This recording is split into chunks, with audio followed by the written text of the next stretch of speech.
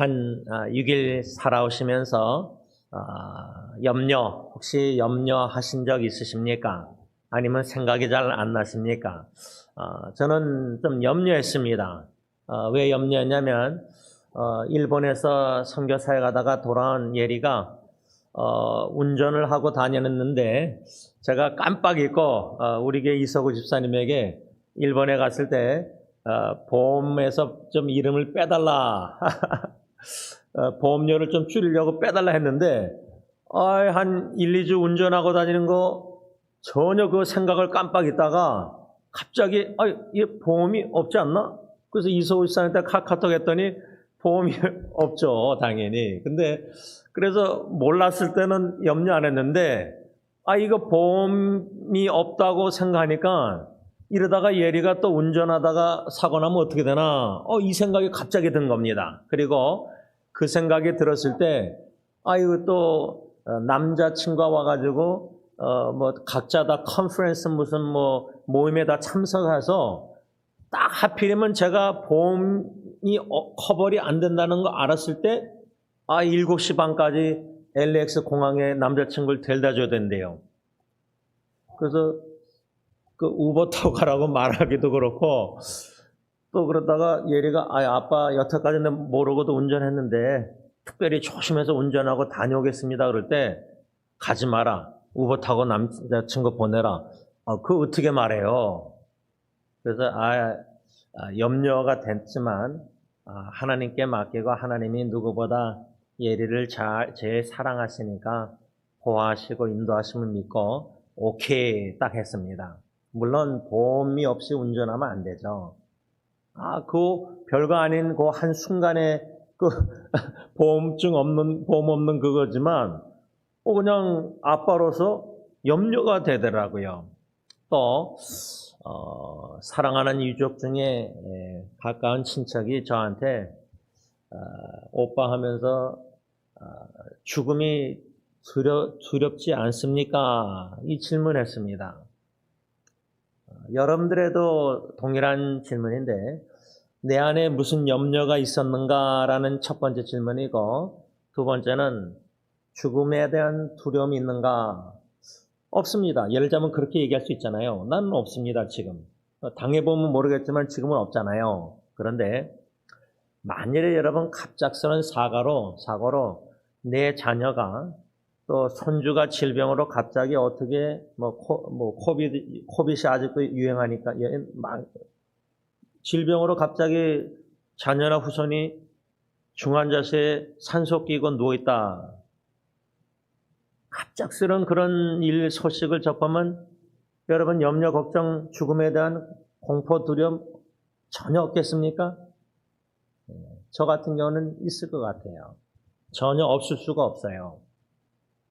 믿음으로 걱정, 염려, 근심, 불안한 두려움 다 주님께 맡기고 주님만 의지하고 믿음으로 아무 일을 당해도 예수 합니다 찬양했잖아요. 그런데도 찬양 후에 직접 사랑하는 식구들, 자녀손들 질병, 감기, 병 이런 것만 걸려도 막 할아버지, 할머니들 걱정이 염려하잖아요. 애가 젖을 잘 먹나 예를 들면 이런 거 다 걱정하잖아요. 이것이 우리에게 가르쳐주는 것은 뭐냐면 우리 우리는 참 연약하다는 겁니다. 우리 믿음도 강한 줄 알진 않을 거예요. 그렇죠? 모르겠어요. 저는 제 믿음이 강하다고 생각한 적이 거의 한 번도 없고 항상 저는 믿음도 연약하고 지혜도 부족하고 미련하고 여러 가지 그 자신의 연약함을 깨달아가는 게 신앙생활이 아닌가. 특별히 약 21년 전에 주님께서 마태복음 16장 18절 내가 내 교회를 세우리니 한국에서 교회갱신 목회자 협의회 때 그 말씀 받고 성령의 감동, 교통 인도하셔서 눈물 흘리면서 내 주의 나라 찬양 부리면서 승리장로교회로 돌아오게 하셨는데 지난날 21년 동안 목회를 뒤돌아보면 나의 연약함이 제일 많이 드러난 것 중에 하나가 목회였던 것 같아요. 두 번째죠. 첫 번째는 가정사역입니다.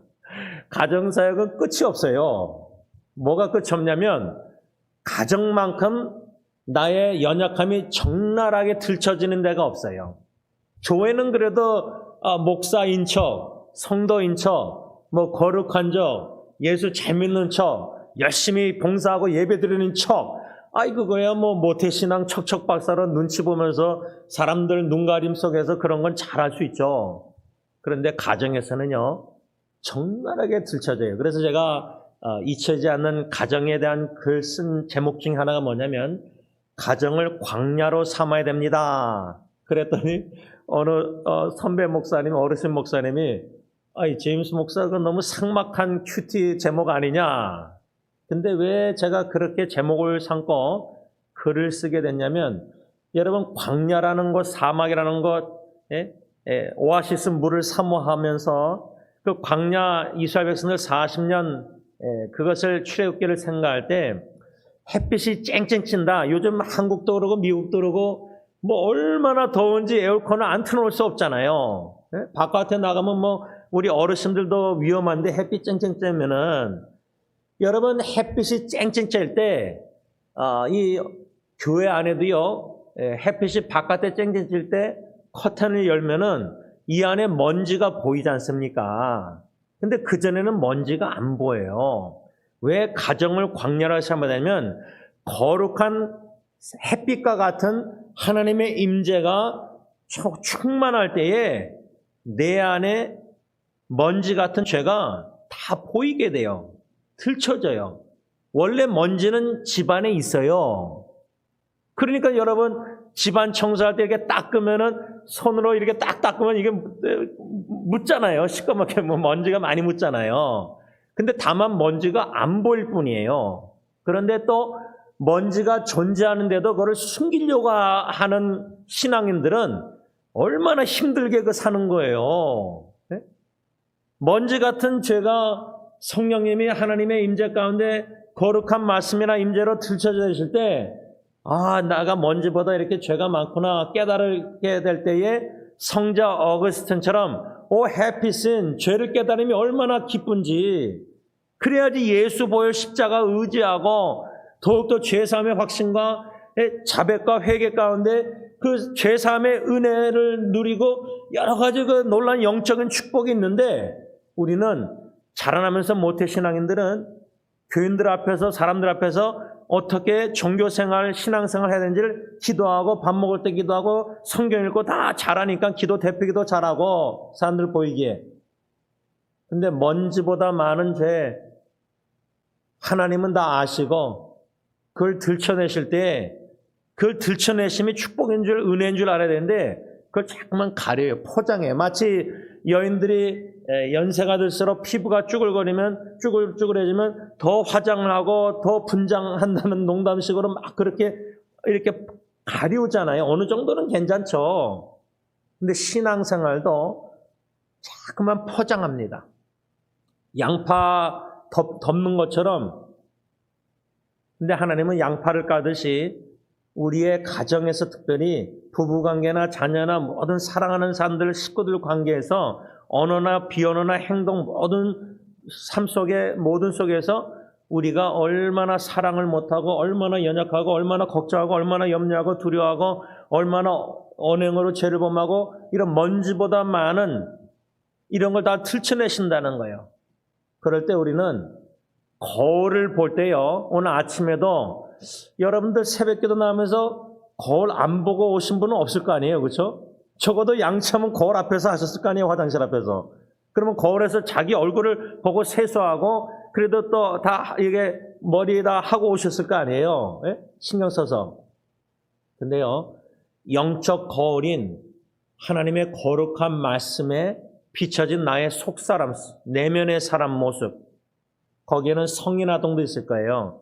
과거에 입은 상처들이 다 꼭꼭 잠궈놔서 숨겨놓은 모습도 있고 나의 연약함을 사람들이 볼까봐 그게 너무 예민해가지고 꼭꼭 다 사람들 앞에 숨기는 분들이 많아요. 자유가 없어요. 진정한. 겉과 속이 다 같지가 않아요. 일치하지가 않아요. 너무 불일치해요. 그러니까 사람들이 볼 때는 저 개인, 저 부부, 저 가정 다 좋아 보인다. 행복해 보인다. 물론 성도들에게 장애물이 되지 않도록, 신앙의 여러모로 장애물이 되지 않도록 덕이 되기 위해서 어느 정도 이렇게 가린다 그럴까, 절제한다 그럴까, 뭐 좋은 쪽으로 생각할 수 있지만은 하나님이요, 어려움이나 역경 가정의 위기를 통해서 광야에서 적나라하게 먼지보다 많은 죄를 들춰내시는 은혜를 베풀어 주시는 하나님입니다. 그럴 때 우리는 성령님께서 깨닫게 하실 때에 그 먼지보다 많은 죄뿐만 아니라, 내가 이렇게 아내도 남편도 성경 말씀대로 그렇게 남편들아 아내를 사랑하라, 아내들아 남편에게 복종하라, 골로새서 3장 이렇게 18절 19절 말씀 다 봤고 20절에도 부모님들 자녀 관계 우리 다 배웠는데, 가정사역에 있어서 이 말씀의 영적 거울에 비춰질 때 나는 그렇게 살지 못했구나, 가정에서 말씀대로. 그래서 죄를 깨닫게 하실 때 인식하고 인정하고, 하나님, 제가 아내를 그렇게 사랑 못했습니다. 제가 남편을 그렇게 복종 못했습니다.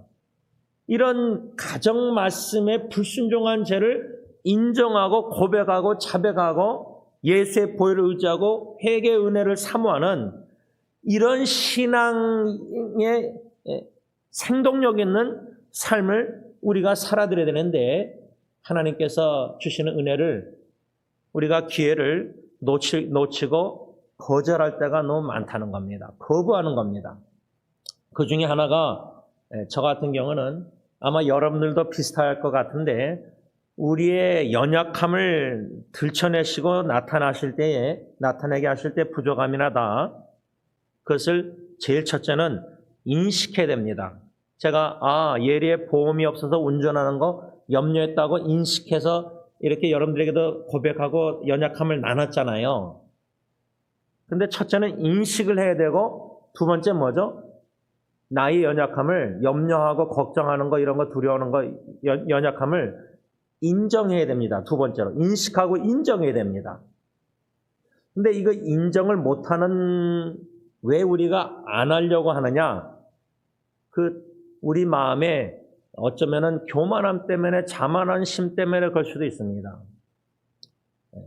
세 번째로 인식하고 인정한 다음에 세 번째로 고백해야 됩니다. confession. 맞습니다, 주님. 주님이 이렇게 들춰내셨는데 저는 연약합니다. 저 염려했습니다. 저 자녀들 염려하고 걱정했습니다. 불안해하고 두려워했습니다. 인식하고 인정하고 주님 앞에 고백해야 됩니다.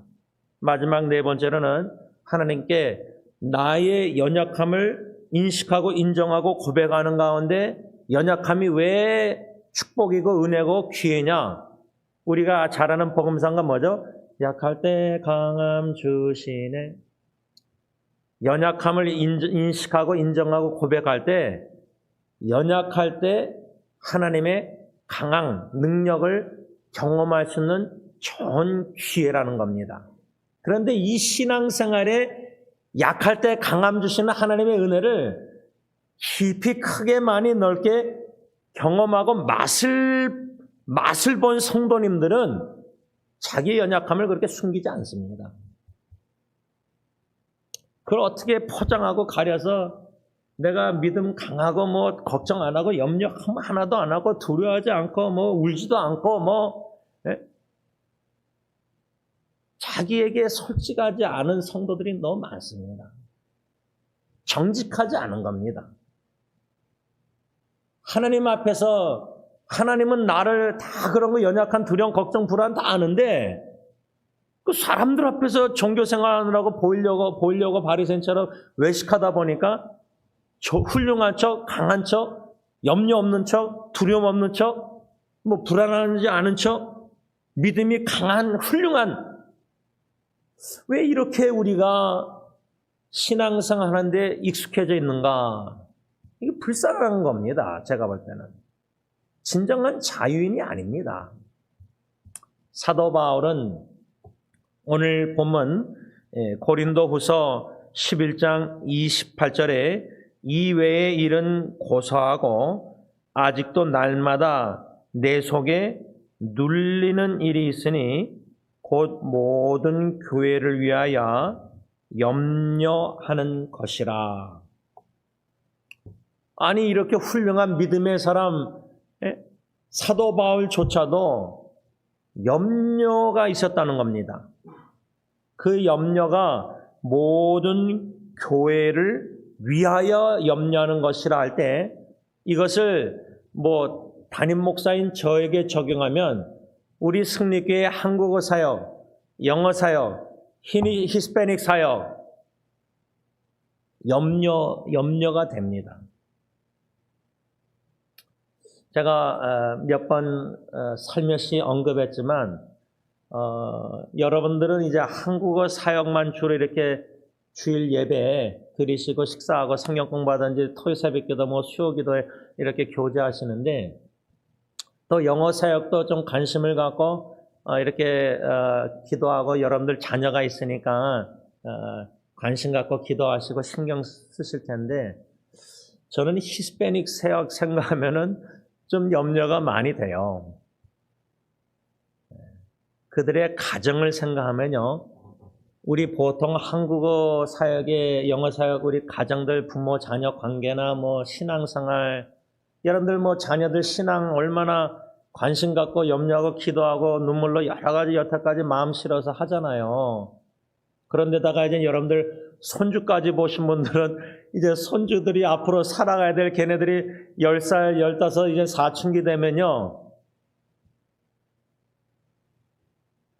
여러모로 이 세상에 살아가는 것이, 신앙생활 믿음 지킨다는 것은 여러분들이 믿음 지키려고 애쓰고 막 싸우고 영적 싸움하고 고생하시고 눈물 흘리고, 근데 우리 자녀들은 걱정이 여러분이 안 되십니까? 전 돼요. 진짜 됩니다.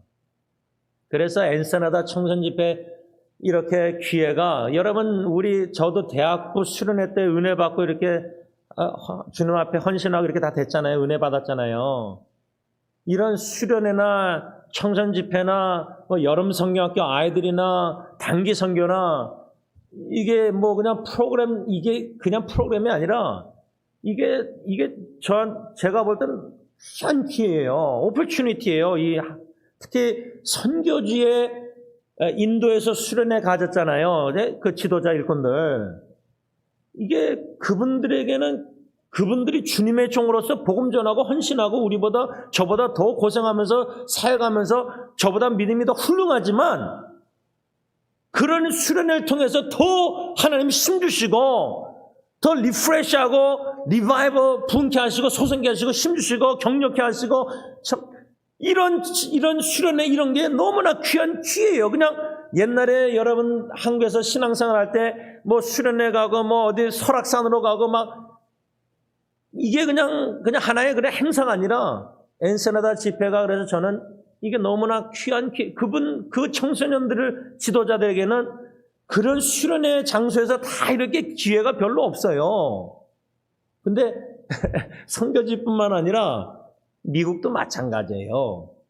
제가 28년 전에 선배 목사님의 도전으로서 난가주에서 여러 교회에서 9명하고 저하고 10명이 시라비스타까지 장인 장모님 교회 10시간 운전해서 미니밴 차 2대로 일주일 동안 아이들 여름 성경학교 중고등부 집회 어른들 세미나, 그런 소도시의 한국교회는 담임 목사 한 명밖에 없어요. 어린아이들 여름 성경 인도하시는 전도사 아무도 없어요. 여름 성경학교조차도 소도시의 조그만 교회들은 스스로 할 수 있는 그 능력이 없어요. 제가 지난주에 아내의 도움을 받아서 사랑하는 아들 딜런 전도사가 섬기는 그 교회에 인스타그램 찾아내서 팔로우 따라가게 됐는데, 거기서 계속 사진이나 비디오 영상이 띄어요.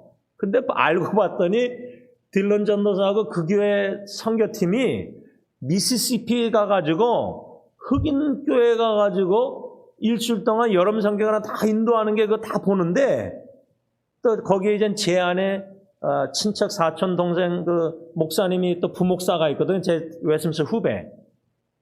이 주님의 종들과 거기 어른들도 젊은 사람들 막 여러 명의 이 갈든그로브 크로스웨이 교회에서 가가지고 근데 알고 봤더니 10년 넘게 그렇게 하고 있대요, 매년마다. 근데 그 흑인 아이들이 얼마나 기뻐하고 좋아하고 참 흑인 그 목사님인지 어른도 있고 그 동영상 사진을 제가 다 봤어요. 한국 교회 소도시의 조그만 교회뿐만 아니라 미국 교회도 여러 나라 교회도 소도시의 작은 교회들은 이렇게 LA처럼 우리가 이 교회에 익숙하잖아요. 건물 있고 다. 여러분 이민교회도 건물 없는 교회가 얼마나 많아요 지금. 빌려보고. 지금 힘든 교회들이 선교지뿐만 아니라 많아요. 그런데 거기 이렇게 도움을 받아가지고 난가주나 어디 큰 교회들 여러 교회들이 사람들이 가가지고 그렇게 다 여름 성교 이렇게 집회 엔스나 순회처럼 연합해서 그때 강사 목사님 통해서 예수 그리스도의 복음과 기도와 막 찬양과 모든 행사 속에서 참 예수 그 2박 3일이든 1박 2일이든 일주일이든 그 기간에 섬김을 통해서 예수님을 만나서 인격적으로 구원받고 이 영혼 젊은 아이들 어린아이부터 청소년들이 대학생들이 집회 속에서 수련을 통해서 또 우리 책임교사의 아들 호인이도 제가 리차드도 기억나는 게 제 전도사 하실 때 여기 영어사에 성경 공부 다 인도할 때 제가 티juana 멕시코 데려가서 그것도 이제 선배 목사님 도움 받아가지고 그때 그 미국 선교사님 교회 가가지고 멕시칸들 이렇게 섬길 때 이 땅바닥에서 슬리핑백 깔고 잤거든요. 그때 호인이랑 다 우리 여기서 자라는 아이들이 부모님이 다 해주는데 얼마나 집에서 편안하게 먹고 자고 그래요. 근데 땅바닥에서 슬리핑백 깔고 잘 때 그때 선배 목사님이 얼마나 코 고는지 제가 편안하게 못 자잖아요. 그러니까 젊었을 때 고생을 십자가 지듯이 좀 고생시키듯이 단기 선교는 자꾸만 이렇게 딴 데 가서 내보내서 익스포즈 좀 봐야 돼. 보고 느껴야 돼요. 우리 부모님들이 얼마나 이민생활 고생해서 우리에게 용돈 주고 이게 봤는데 익숙한데 가서 딴 아이들 선교지에서 단기 선교 가서 얼마나 고생하는지 물도 그때 튀어나온 물도 사서 다 세서 그랬잖아요. 근데 우리는 이게 익숙하거든요. 더 편안한 것을 추구하는 게 우리의 신앙생활이에요. 미국에서는 풍부한 가나안 땅처럼. 그래서 여러분 성경에 가나안 땅에서 이스라엘 백성들이 오래 살면서 집을 짓고 편안하게 살면은 우상 숭배 범할 것이다 모세가 알고 있었잖아요. 근데 모세 죽었잖아요. 가나안 땅 못 들어가고. 근데 여호수아가 가나안 땅 들어가서 어떻게 했죠? 이스라엘 백성들 모세가 알고 있었던 대로 우상 숭배 범죄예요. 왜 그렇게 됐죠? 편안하지 않으니까. 그래서 불편한 은혜라는 책 제목의 챕터가 있는데 우리가 너무 편리한 신앙생활을 추구하는 거 위험합니다. 이젠 교회가 승리교회도 1년, 5년, 10년 편안해진 거예요. 다. 모든 게 저도 목사도 이제 편해졌어요. 스스로 불편한 곳으로 그래서 1년에 한 번이라도 단기 선교지 나가는 게 가서 이렇게 얼마나 고생한다고 그러겠어요. 그게 고생입니까? 그런데 그것마저 안 하면은 게을러지고 나태해지고 신앙이 익숙해져가지고 신앙의 퇴보할 위험이 너무 많아요. 매너리즘에 빠지는 거예요. 근데 사도 바울에게 있어서는요, 계속 예수 그리스도 복음 전하면서 돌아다니면서 얼마나 핍박, 역경 많이 당했어요. 근데 그런 외부적으로 핍박자들이 공격하고 이런 거 고통 고난 매맞고 다 이럴 거예요. 그런데 그에게 있어서 그런 핍박받을 때는 내 마음이 눌렸다 그런 말씀을 제가 읽은 적이 없어요. 외부적으로 우리가 어려움 당하는 거예요. 여러분들 자녀 후손들 양육할 때 막 허리 아프고 애들 보고 막 손주들 막 고생하고 이런 육신의 피곤함이나 어려움들 근데 그런 게 마음에 눌림이 있습니까? 육신은 피곤해도 손주들 웃는 거 보면 얼마나 기뻐요. 그러니까 마음은 육신은 피곤해도 마음은 행복해요. 사랑을 베푸니까. 사랑하는 손주들, 자식들, 그렇죠? 그러니까 마음에 눌린다는 말은 없어요, 바울이. 근데 오늘 본문에 모든 교회를 위해서 염려하는 것, 이것이 바울이 뭐라 했죠? 날마다 내 속에 눌리는 일.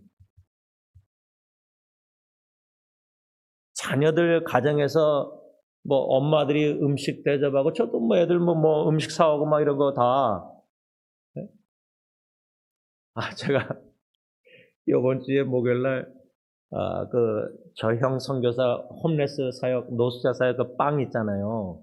그래서 스마트 파이너 가서 한 120개, 12개 빵 사가지고 근데 아내가 좀 일 갔다 뭐 어디 갔다 늦게 오는 바람에 근데 또 형은 또 너무 바쁘니까 목요일날 저녁에 좀 픽업했으면 좋겠다 빵을. 그러면 그거를 사가지고 해야 되는데 이 막둥이 딸이 집에 있었어요. 예리는 이제 교회 가서 못 도와주겠다고 미안하다고 아빠 그러는데 근데 막둥이 딸이 2층에서 내려와서 제가 혼자 하는 걸 다 봤잖아요. 뭐 녹색 뭐 찬지 뭐를 막 만들어요 내 앞에서. 저는 막 열심히 빵 하고 있는데 혼자서 속으로 제가 이거 보면은 그래도 아빠가 혼자 저거 고생하는 거 보면 좀 도와주겠지 하는 바람은 좀 있었지만 기대는 안 했어요 별로. 그렇다가 좀 도와줄래 그렇게 말 물어보고 싶은 마음도 있었지만 그냥 마음을 접었어요. 자원해서 아빠를 도와야 되지. 여태까지 걔가 제가 분명히 큰 아빠 위해서 이렇게 사용하는 거 돕는 거 아는데 거의 도와준 적이 없거든요.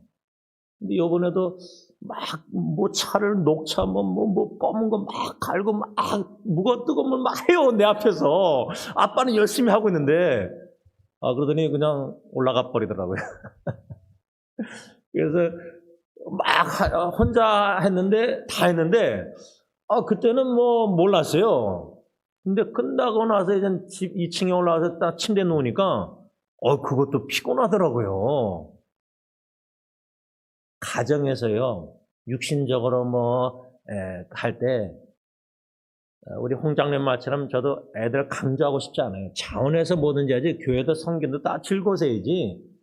마지못해 억지로 시몬이 예수님 대신 십자가 져서도 은혜 받는다는 설교 제가 들었지만, 그럴 수도 있겠지만, 그런 육신적으로 피곤함은 마음의 눌림이 마음에 그런 건 없어요.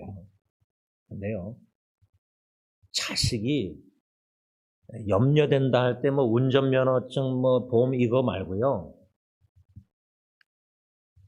자식의 그 신앙을 생각하면요. 날마다 염려가 돼서요. 매 순간마다 이 사도 바울이 아직도 날마다 내 속에 눌리는 일, 가정의 자녀 영혼권을 위해서는 이 염려는요. 이거는 제가 볼 때는 제일 심각한 염려라 생각합니다. 제가 화요일날 저희 형이 너무 바빠가지고 가정 예배 인도를 못한다 그래서 제가 이제 설교를 하면서 제가 무엇을 나눴냐면 제 사촌 여동생 수정이가 그 주일날 오후에 잠들었는데 토요일날 제가 오전인가 오후인가 형한테 메시지를 받았어요. 좀 병원에 와라. 근데 제가 즉각 순종 안 하고 제가 크랜샤하고 올림픽에 있는 강남회관에 갔어요. 그 이유는 제 친구들 전도대성자 친구 3명을 만나러 갔는데 제가 화요일날 가정예배 설교하면서 수정이의 어머님도 들어와셨어요. 그날 2주 동안 못 들어오셨는데 제가 솔직히 나눴어요. 저희 형한테 메시지 받고 수정이가 위독한 걸 알고 갈 수 있었는데 저에게는 우선순위가 수정이가 아니라 제 친구들입니다라고 그랬습니다. 설교 시간에. 왜 제가 그렇게 얘기했냐면 수정이는 이미 예수님을 믿고 구원받고 영원한 생명을 얻었고 영원한 소망이 있고 그런데 제 친구들은 육신적으로는 건강할지라도 영적으로 죽어 있는데 그러면 좀 죄송하지만 저울질을 한다는 게 좀 미안하지만 여러분들의 믿는 자녀들이나 후손이나 친척들, 사랑하는 친구들, 근데 그들이 질병이나 암투병이나 생사의 갈림길에 있다. 근데 전도 대상자, 특히 여러분들의 자녀나 친척이나 아직 예수 믿지 않고 있는 사랑하는 식구들, 친척들, 자녀들, 후손들, 어디에 우선순위 두고 어디에 여러분들은 더 염려가 걱정, 염려가 되십니까? 어떤 두려움이 있으십니까?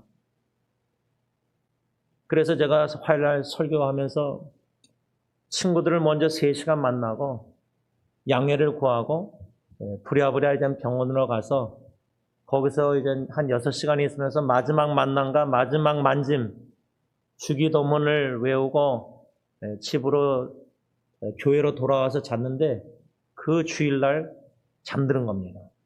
말씀을 좀 맺고자 합니다. 여러분, 염려스러운 일들이 오늘 토요일 아침 이렇게 교회 올라와서 하나님께 찬양 경배드리고 기도하시고, 특별히 여러분들 기도하실 때 자녀 후손들, 친척들, 사랑하는 친구들, 여러분들이 무슨 염려를 하고 있는가 자기를 좀 자성찰 반영하면서 말씀에 내가 자녀들, 후손들, 식구들 생각할 때 무슨 염려가 있는가, 그 염려가 과연 영혼에 관한 영원한 것에 관한 것인가, 순간적인 염려인가, 그리고 그 염려가 내가 연약해서 염려하는 게 아닌가, 두려워하는 게 걱정하는 게 아닌가.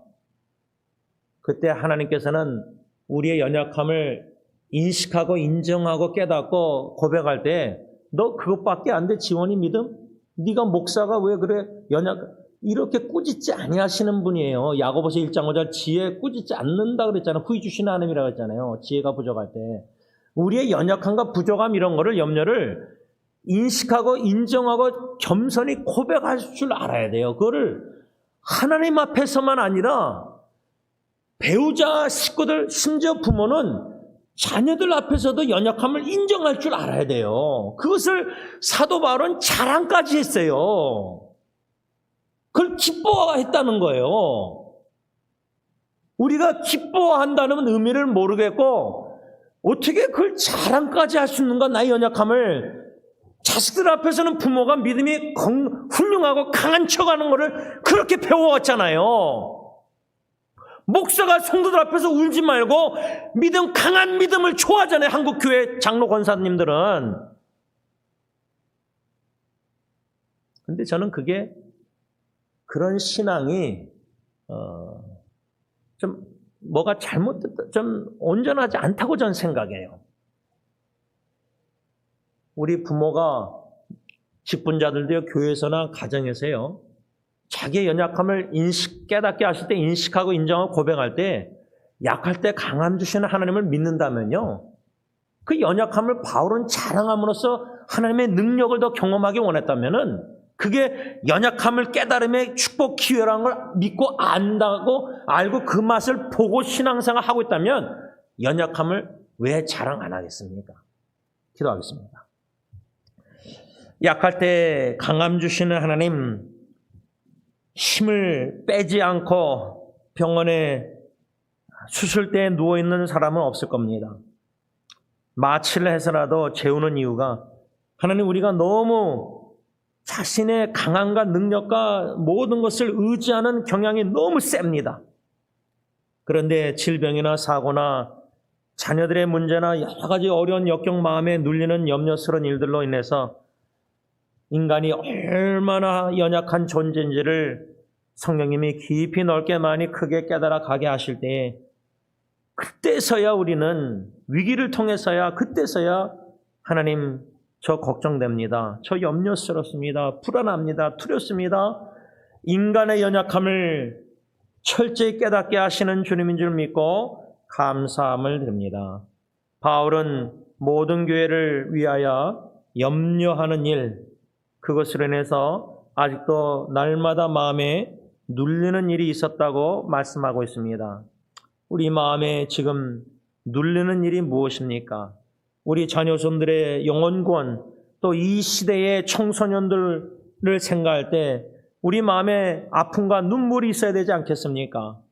우리의 마음에 눌리는 일을 주시고 우리의 염려를 더 극대화시켜시서라도 우리의 연약함을 철저히 깨닫고 인식하고 인정하고 고백하며 더 나아가서 더욱더 하나님을 의지하고 연약함을 자랑하며 하는 가운데 하나님의 능력을 임하심을 깊이 크게 많이 경험하여 성령 충만, 말씀의 능력 충만, 참 이 능력으로 사랑의 능력으로 순종하여 주님의 뜻대로 순종하여 하나님께 영광 돌리는 하나님 안에서 연약한 자들이 다 되게 하여 주시옵소서. 예수님의 이름으로 감사하며 기도를 올리옵나이다.